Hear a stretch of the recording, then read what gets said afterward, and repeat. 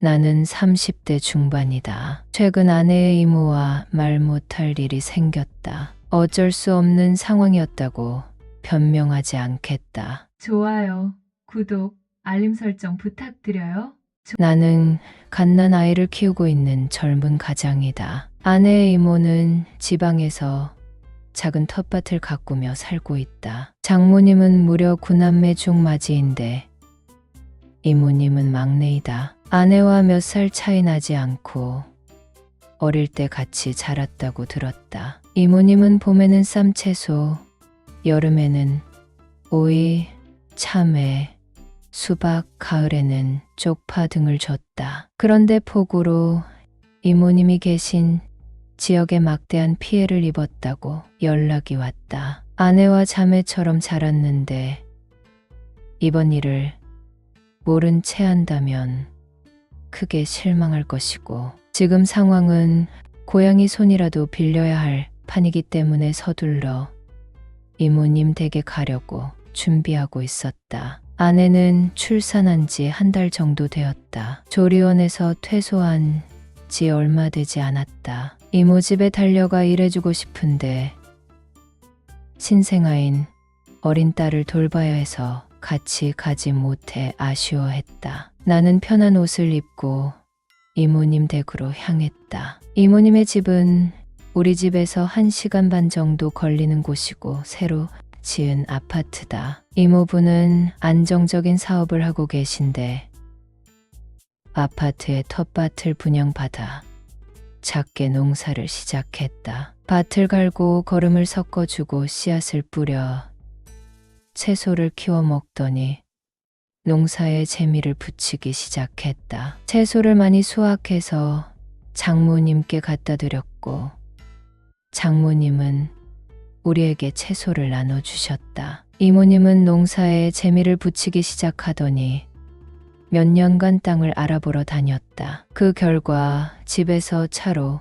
15분 정도 걸리는 지역에 있는 밭을 샀다. 그곳은 낮은 산이었고 야심차게 세컨드 하우스를 지었다. 일이 피곤한 날에는 잠도 자고 왔다. 세컨드 하우스에 작은 가전들을 갖다 놨고 손님도 초대해서 바비큐 파티를 하고 자고 갈 수 있도록 했다. 이모는 꿈에 그리던 전원 생활을 하게 되었다. 온갖 벌레의 공격을 받아도 자연이 좋다며 세컨드 하우스를 정성스럽게 가꾸는 모습이 참 좋아 보였다. 그런데 이번 폭우로 그 집에 피해가 생겼다고 울상을 지었다. 5주 전 아내가 만삭이었을 때 들렀던 이모님의 세컨드 하우스는 처참한 모습이었다. 이모님 저 왔어요.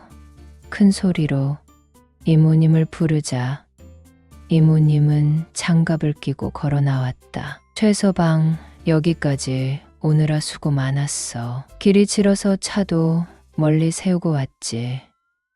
우리 소식 듣고 여기까지 발걸음했구나. 고맙고 미안해. 늘 밝은 이모님은 수해로 인해 많이 힘들어 보였다. 장모님 형제 중 가장 인물이 좋은 이모님은 얼굴도 푸석해지고 지쳐 보였다. 이모부는 어디 가셨어요?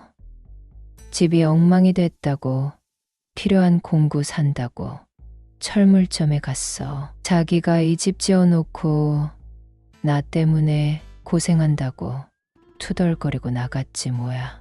공식적으로는 농사실이 좋아 야산 밑에 땅을 샀다고 하지만 나는 팩트를 알고 있었다. 막내 이모의 화려한 외모 때문에 이모부가 마음 고생을 한 적이 많아. 이모가 농사일에 집중할 수 있도록 무리해서 집을 지었다고 말이다. 이모 부부는 일찍 결혼해서 아이가 성인이 되었다. 이모가 끔찍하게 사랑하는 외동아들은 대학생인데 서울에서 자취하고 있다. 이모부는 젊고 예쁜 이모가 시간이 많이 남으니 농사를 짓고 살겠다는 소리에 무리해서 땅을 샀다고 했다. 안 그래도 이모는 어딜 가나 예쁘고 날씬하다는 칭찬을 들었고 조카가 어릴 때 온갖 핑계를 대고 친구들과 술 마시고 늦게 들어온 적이 많았다고 한다. 이모부는 이모의 과 친구에게 이모를 소개받아 사귀다가 아이가 생겨 서둘러 결혼했다고 한다. 나름 모범생으로 자란 이모가 대학생이 되자 공부는 뒷전이고 음주 문화에 눈을 떴다고 한다. 이모부와 교제할 때도 매일같이 술을 마셨다고 한다. 그러다가 몇 달 만에 아이가 생겨 학업도 마치지 못한 채 살고 있는데 이모가 외출하면 전화도 받지 않고 새벽에야 들어오니 이모부는 늘 촉을 세우고 있었다고 한다. 젊은 애기 엄마가 예쁘기까지 한데 술자리에서 아내와 합석하자는 남자가 있으면 어쩌나 하고 조바심 내는 것은 당연한 일이다. 이모는 자기 친구들은 대학 졸업하고 직장까지 잡았는데 자기는 한참 나이에 아이 키우고 있으니 육아 스트레스 좀 날려버리고 싶다고 친구와 약속을 잡았다고 한다. 이모부가 늦게 들어오는 날에는 가끔 장모님에게 전화를 걸어 언니, 우리 집에 와서 자면 안 돼. 나 오늘 너무 답답해서 친구들이랑 좀 놀고 올게 하고 부탁한 적도 있었다고 한다. 이모의 역마살은 조카의 시험 기간에도 이어졌다고 한다. 조카가 알아서 공부를 잘하지만 보통 엄마들은 아이의 공부를 봐주거나 집중할 수 있는 분위기를 조성해 주는데 굳이 약속을 잡아 나갔다고 한다. 그런데도 신기하게 조카는 좋은 대학에 입학했으니 이모는 복이 많은 여자다. 이모부는 예쁜 아내에게 남자라도 생겼을까 봐 촉을 세우기 시작했으나 별다른 이상한 점은 찾아내지 못했다고 한다. 그런데 술 마시러 나가면 새벽에 들어오던 이모가 바치를 좋아하니 이번 기회에 좋아하는 채소나 가꾸며 지내라고 무리해서 땅을 산 것이었다. 이모는 인터넷을 보며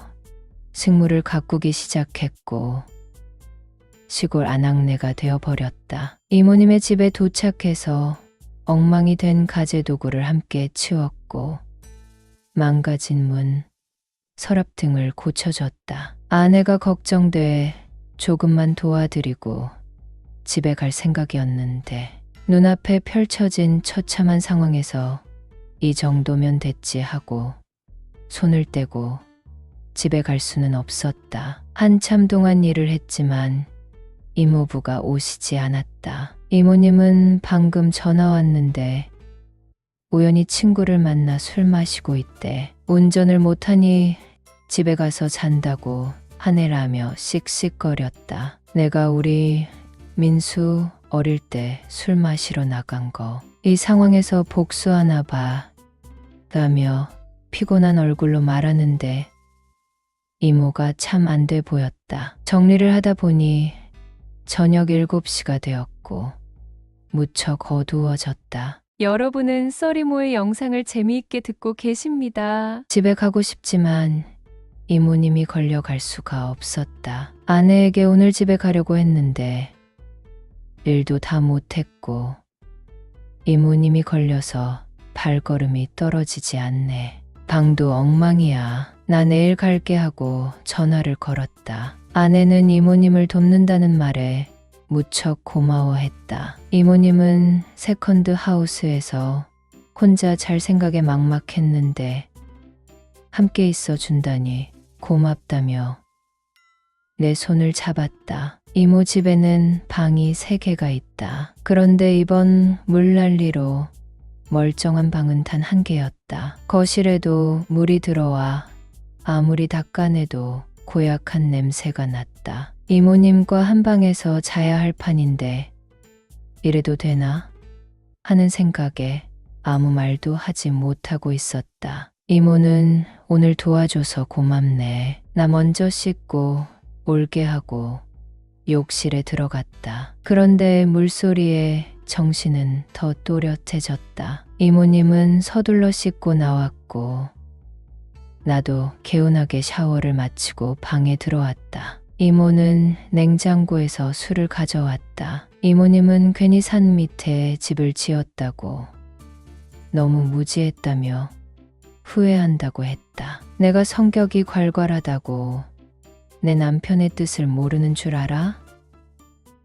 나 술 못 먹게 하려고, 시내에서 친구 못 만나게 하려고 집 지어준 것 같아. 그래도 20년간 결혼 생활하면서 얼굴값 한다는 소리 듣지 않으려고 했어. 친구들이랑 술 마시러 나가면 아저씨들이 합석하자고 찾아왔는데 진짜 단 한 번도 양심에 어긋나는 짓 한 적 없어. 난 진짜 술만 마셨다고 하며 푸념하기 시작했다. 자기는 어린 나이에 처음 만난 남자와 아이가 생겨 결혼했고 복학도 못하고 고졸인 상태로 사는데 자기를 의심하고 산다며 서럽다고 울기 시작했다. 정말 부부가 맞는지 오늘도 보란 듯이 집으로 가버렸다며 이대로 믿고 살아야 할지 서럽다며 울분을 토했다. 이모는 술을 마시며 그동안 결혼 생활하면서 서러웠던 묵은 감정을 토해냈다. 조카 사위에게 이런 말 하는 건 자기 얼굴에 침 뱉는 것이라는 것을 잘 알지만 너무 힘들다고 하소연했다. 나는 말없이 이모의 말을 들어주었다. 이모는 잠이 오는지 자리에 누워 눈을 감았고 나도 피로감이 몰려와 옆에 누웠다. 얇은 인견 이불을 덮고 잠을 청하는데 몸은 피곤했지만 의식은 더 또렷해졌다. 빨리 잠이 왔으면 좋겠는데 그렇지 않았다. 이모는 잠 안 오지. 어떻게 해야 잠이 올까? 모르겠어요. 저도 괴롭네요. 우리 비밀 하나 만들자. 이모의 뜻을 알아들었고 우리는 밤새도록 뒤척였다. 40대 초반과 30대 중반의 만남은 가히 환상적이었다. 이모는 평생 한 남자만 알고 살아왔는데 나에게 이런 일도 생기네라며 수줍어했다. 아내의 임신을 확인한 날로부터 거의 1년간 좋은 아빠로만 살아온 나는 그날 이모님과 좋은 시간을 보내니 무척 시원하다는 느낌을 받았다. 다음 날 어수선한 환경에서도 이모님은 정성껏 밥을 차려주셨다. 함께 정리를 하고 집에 돌아오는 길에 이모, 또 올게요라고 눈을 찡긋 감았다. 이모는 그 후로 내게 연락을 해왔다. 세컨드 하우스에 놀러가서 만남을 가질 수 없으니 외곽에서 만났고 이모는 경의가 부럽네. 그 지집애는 이렇게 건강한 남편을 왜 외롭게 하지? 그 덕에 얘가 호강하네 호라고 농담도 서슴없이 했다. 건강한 나를 칭찬함과 동시에 계속 보고 싶다는 의미가 포함되어 있었다. 아내에게는 무척 미안하지만 이모님의 칭찬을 들으니 더 당분간 이모님과 쫄깃한 시간을 더 보내고 싶다는 생각이 든다. 단 절대로 들키지 않고 말이다.